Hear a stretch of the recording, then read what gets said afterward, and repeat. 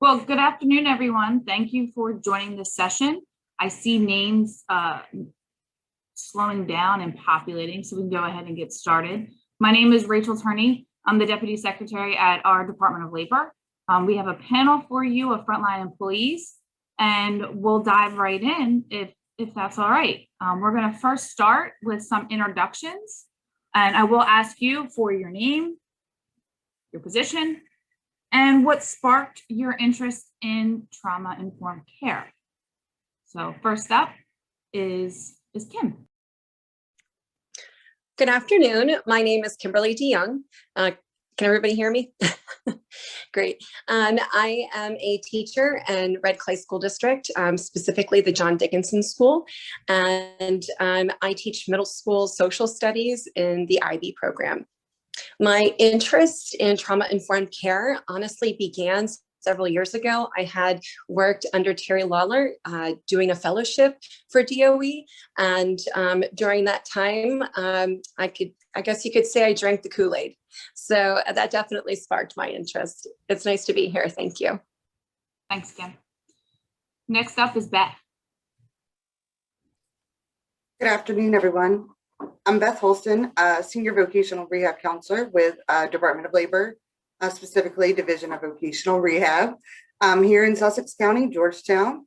And I'm actually part of the trauma-informed care training with Department of Labor. I've done one training since COVID hit, so I'm excited about that.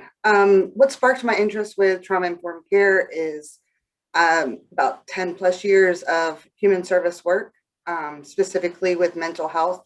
Trauma-informed care has been drilled into me. So learning the person, their whole history, and meeting them where they're at. So identifying their symptoms, their triggers, and, preventing re-traumatization, throughout. That's where I'm at, and working with them to, throughout the process. So thanks for having me. Thanks, Beth. Next up is Anne-Marie. Good afternoon. Welcome, everyone. My name is Anne-Marie Vega. I'm a school-based family crisis therapist through the K-5 intervention program, and I am housed at Long Neck Elementary School down in Millsboro. And what sparked my interest about trauma-informed care was a few years ago when I started working as a child abuse investigator with the Division of Family Services. I took a training about the ACEs of childhood trauma. And just how it really impacts, children as a whole. And, from then on, I started to look at each person individually, as just a separate person rather than looking at them as a whole family. Thank you, Anne-Marie. And last but not least is Linda.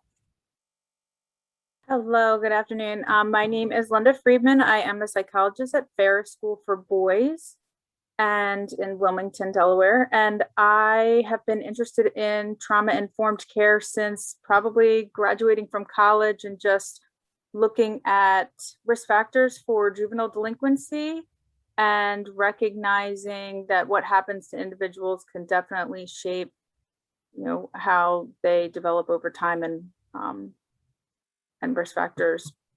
And that's how I got involved in trauma-informed care. Thank you. Just a reminder, if you have questions, please put them in the chat. I don't think that we'll have time for a Q&A at the end, but we will document your questions, if I'm correct. A wink and nod, yeah. And I believe the plan is to get some answers out. Excuse me. They can shake their heads. Yes. I didn't hear my name. One of the Well, no, so I'm introducing the panelists only. Oh, okay. And I hope you're here to listen to the Frontline worker panel. Yes. Okay, enjoy. Chat if you have a question. So first question, what trauma-informed care policies have you operationalized? And this could be for staff internally or as human service providers outwards to your customer. And so first up, we'll start with Kim. All right, so in Red Clay, we actually don't have any specific policy relating to trauma-informed care. What we do have, though, is a very well-defined strategic plan, which acknowledges several different functions. One thing is that there's trauma-informed systems in place, and doing that through training. Specifically, there's been a lot of training with our compassionate schools, recognizing that we have some students that have higher needs at those schools than at other schools.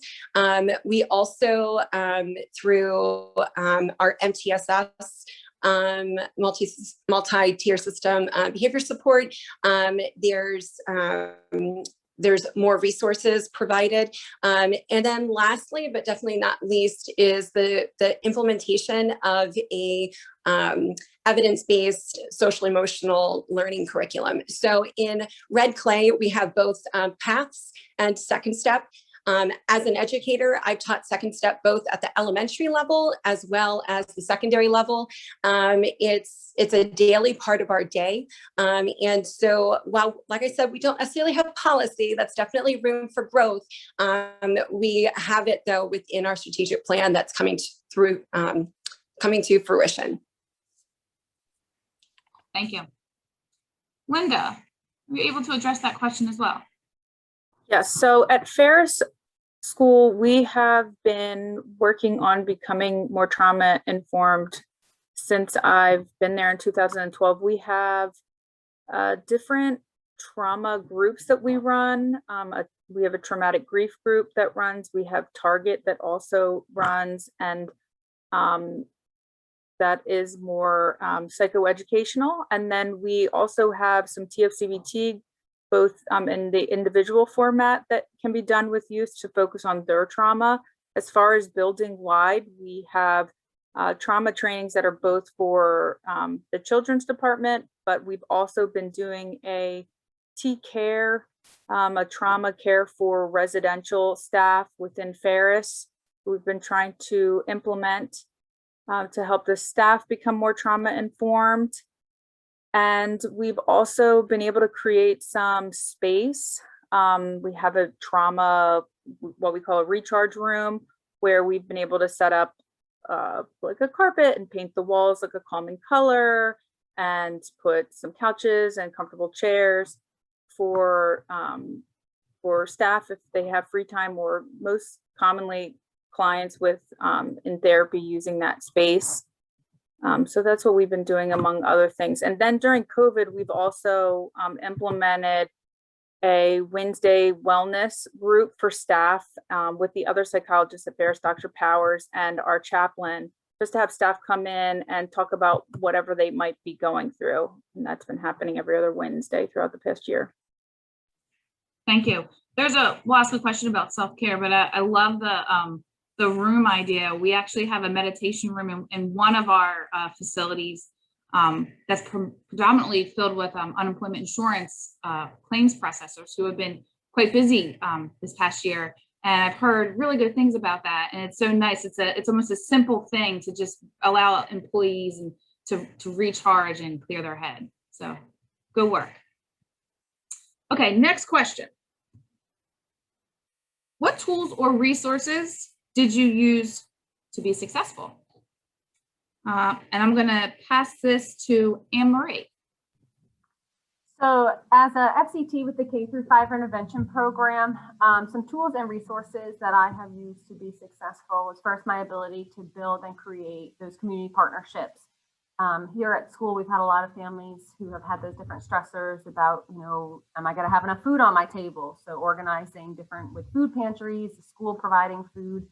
I am also a very big Googler. So I really Google everything. So I'm constantly looking for different websites and trainings that I can participate in to better be informed myself.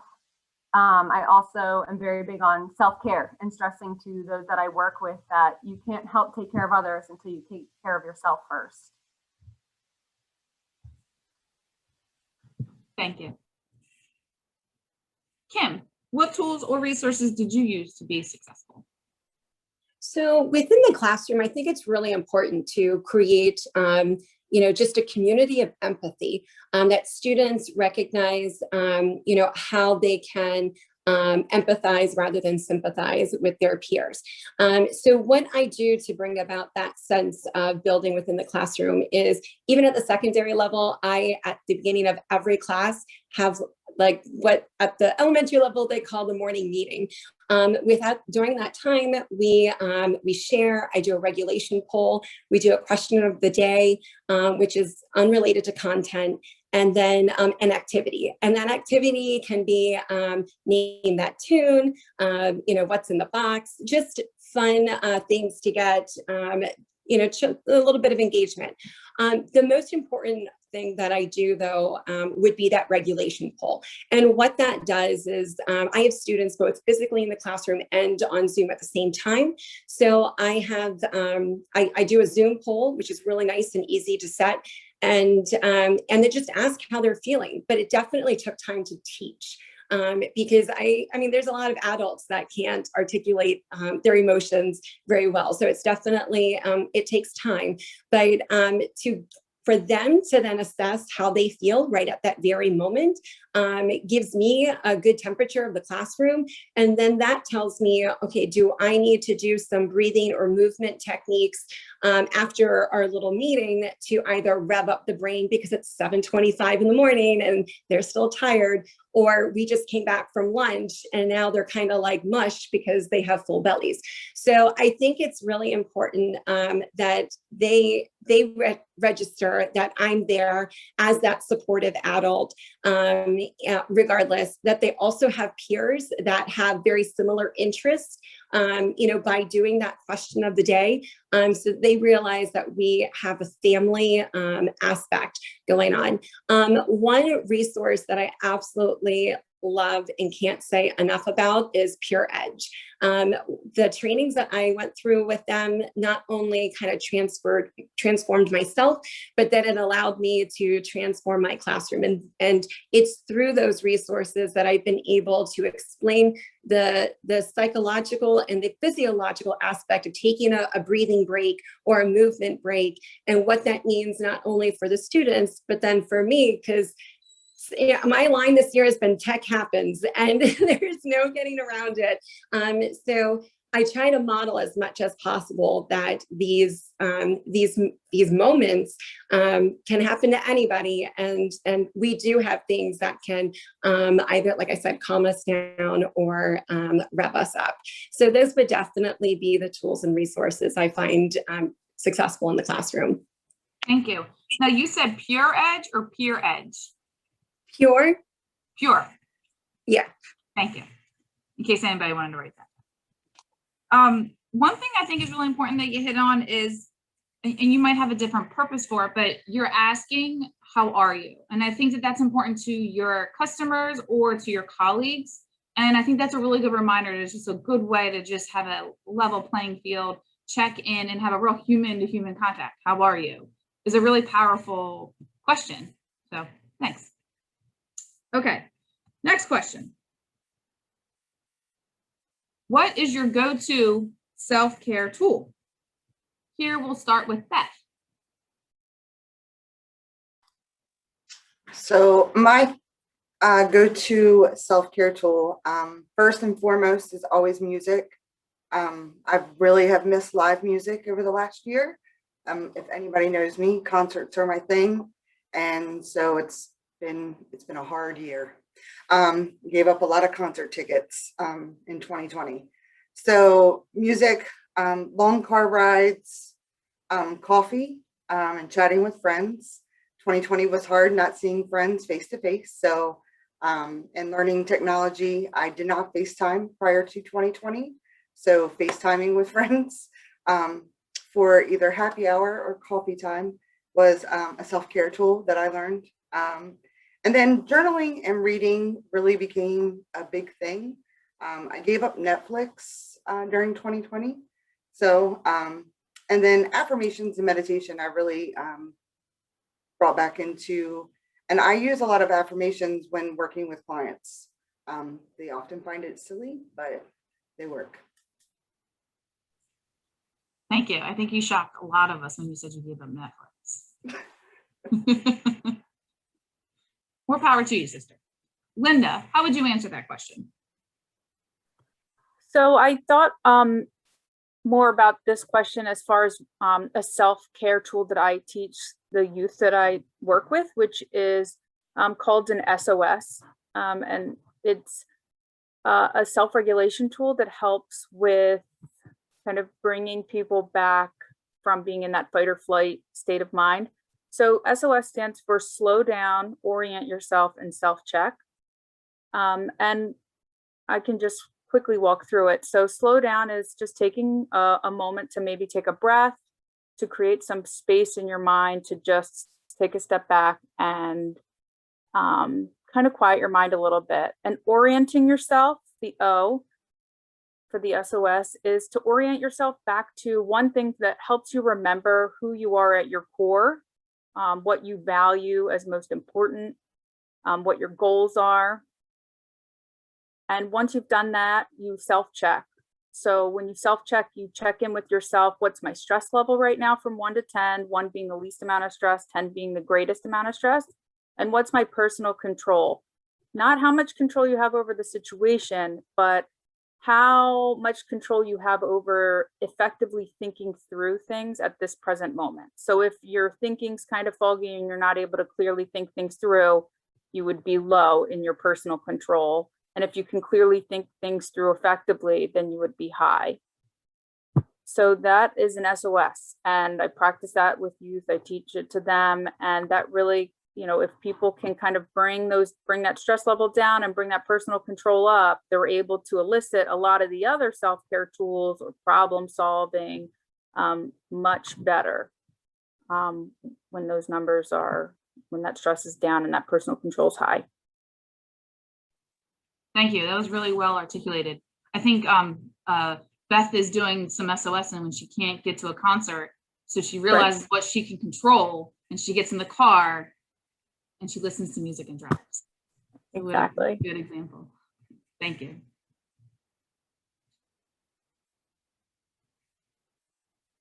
What would you like to see happen in the future with respect to trauma-informed care? I will start with Kim.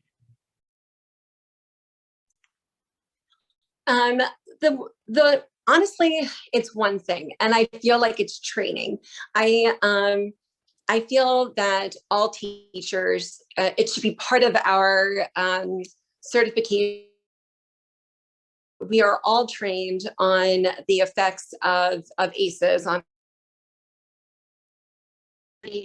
looks like on the body of both children and adults, what it looks like, how many times I've heard another teacher say, oh, I think that child has ADHD, and we already know there's so many that have been misdiagnosed due to, to ACEs. So I feel that in education, if I feel all teachers should be trained, not just teachers at certain schools, because that's what we think is, you got to start somewhere, but ultimately that would be a wonderful goal.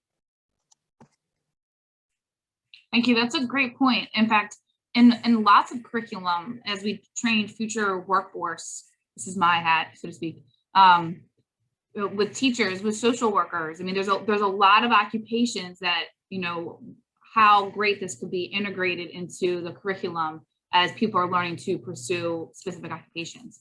Good point. Next, I'll go to Beth. So I'm basically going to piggyback off of what you just said. I basically said that trauma-informed care training should be expanded beyond just human services, education, healthcare. I feel like it should be in all employment settings. We're doing disability awareness training, across the board anymore in various settings. So I think trauma-informed care should as well. Thank you. Anne-Marie. I'm going to continue to piggyback. For me, training is the most important part, especially people who work with children. Being in the school, we have an agency that comes in called Project Delaware, and the social worker through Project Delaware discusses a training called Classroom 180. And it's a specific training for teachers to take to help deal with the trauma within their classroom and the students that they work with. You know, I feel that we have to start doing a better job, especially at the school level, to ask that question, you know, what has happened to this child rather than what's wrong with this child. So the trainings are key. Thank you. And Linda. So Anne Marie just took some of what I was going to say, which is that question of what happened to you versus what's wrong with you. But Dr. Bruce Perry just had an interview with Oprah that goes into trauma in more detail. It's on YouTube. I watched the other week, and I just think that trauma-informed care is ongoing. It's not a one and done, you know, just have a training. I think that it needs to be at the forefront of our minds on an ongoing basis. So what does that look like? Just, you know, further trainings, or how do we incorporate that into policies, into the work that we do with customers, and how do we take care of ourselves and, you know, our employees? Thank you. I'm really interested in the future of how we really look at integrating this work into policies, because I think that's where we had then systemic changes, and it becomes just part of our nature. And as we have an enormous talent in our workforce as a state. And so ingraining that into policies and procedures, I think, is just the next kind of natural step, and is a large undertaking. And I was encouraged to hear that our Department of Human Resources actually really looks at policy with this lens now. So that's one thing that they have incorporated, is when they look at policies and procedures, which is a lot of what they do that impact our entire workforce, they have this trauma-informed lens in reviewing it and writing. And I think that's really encouraging for us as employees, but for an organization like that to do. We are at 1:37. So I do have one additional question that I'll ask and see if anybody has a response. How has the pandemic changed the response to trauma-informed care? Does anybody have an answer to that? I see Kim shaking her head. Am I correct? You are correct. You know, the way that it's changed is it realized for me that we now have a level playing field. There really is no one out there that has not suffered from some sort of experience. And I feel like, I hate to say that it's a level playing field, but it is. So even when I think about my own children, like, we are very blessed. My husband and I did not lose our jobs. We didn't lose our house. But the pandemic still had an impact on my children. And I think that, I hope that at least moving forward, that as educators, that we can realize this and be like, okay, they're all children are going through something now. And I know we've all heard, well, we need to provide grace and understanding and whatnot. But hopefully that will continue on even once the pandemic fizzles out. But honestly, I think what it did was it leveled the playing field. So even children who were very successful before had a lot of difficulties this year, and rightly so. But it also gave opportunities for other students to shine, and then gave ways for children to, you know, overcome some of these incredible obstacles. So I think it leveled the playing field. Thank you. Did anybody else want to provide an answer to that, or should we take some Q&As? I'll piggyback off of her a little bit. Just, you know, moving forward, having that ability to realize that with this pandemic, you know, which has been a crisis, it has really put numbers of families and people affected that need, you know, the help with the food, with resources. So many people have dealt with illness, death of loved ones, that isolation for a lot. People really struggled, and how that has increased their risk for further psychological harm. For resiliency, having that ability to bend and not break, learning that while you're working with your coworkers, with children, with everything that we all have experienced, this grief, with grief comes strength, and just learning how to, push forward. Thank you. You want to take some questions from the chat if there are any?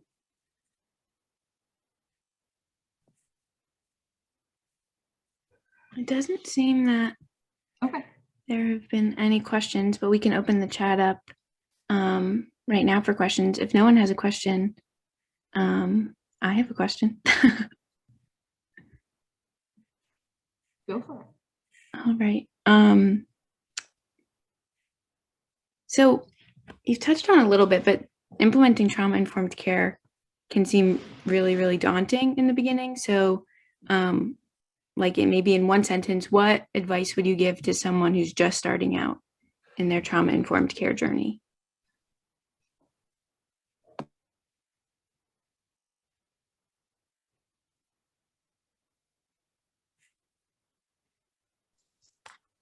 Okay, I'll answer. I am a trainer in the Red Clay School District for trauma awareness. I think that honestly, to begin with understanding the physiological aspects of trauma, what that does to the body, what it does to the brain, understanding the why there is such an impact upon children and upon adults. I think I think that really needs to be the foundation before deciding to go and make some changes on how to help. I think understanding the why should be the first step.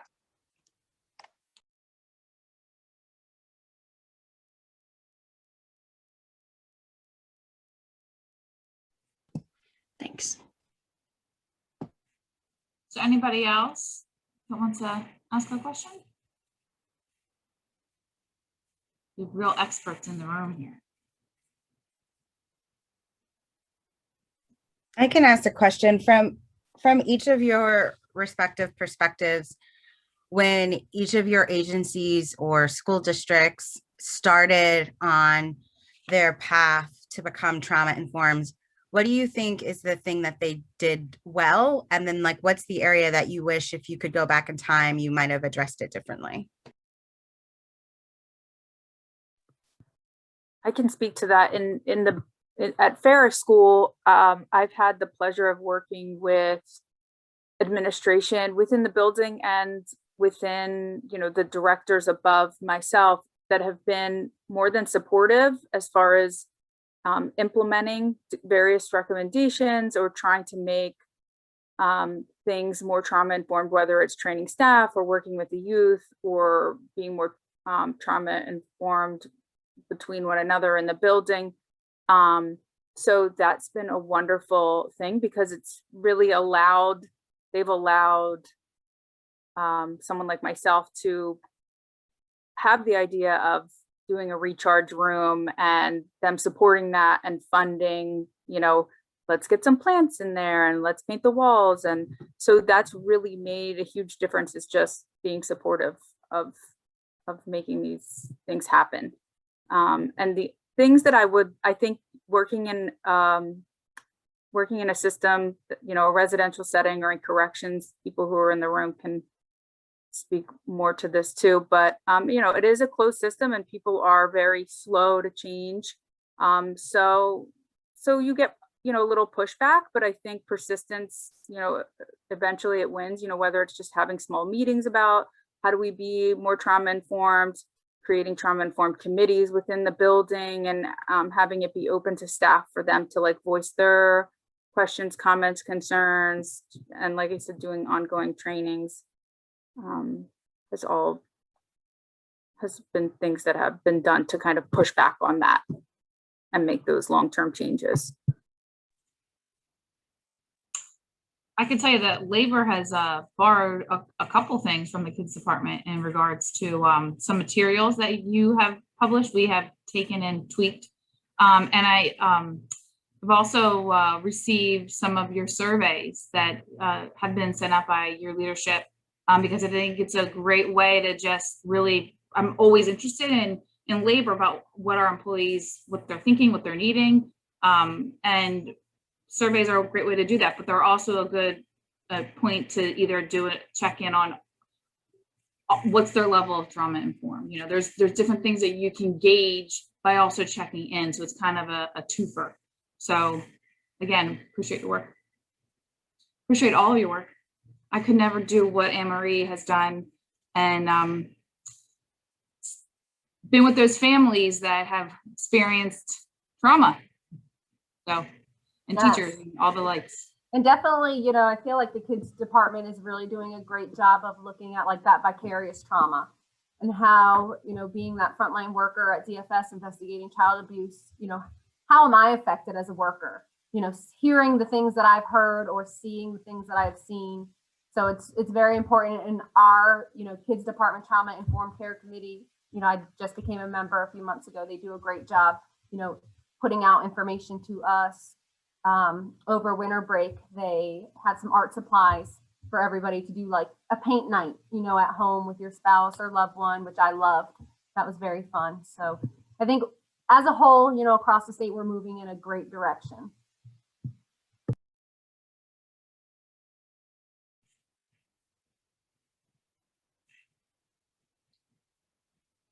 Well, thank you.